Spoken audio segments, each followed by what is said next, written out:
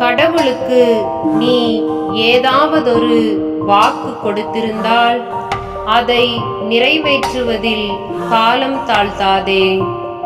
ஏனெனில் பொறுப்பின்றி நடப்போரிடம் அவர் விருப்பம் கொள்வதில்லை. என்ன வாக்கு கொடுத்தாயோ அதை தவறாமல் நிறைவேற்று. சபையுரையாளர் புத்தகம் 5வது அதிகாரம் 4வது இறை திருவசனம்.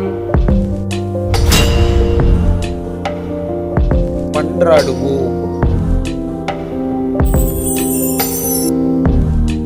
அன்பு இறைவா, பொறுப்புடன் நடப்பது, பொறுப்பை ஏற்றுக்கொள்வது ஒரு பெரிய ஆசீர்.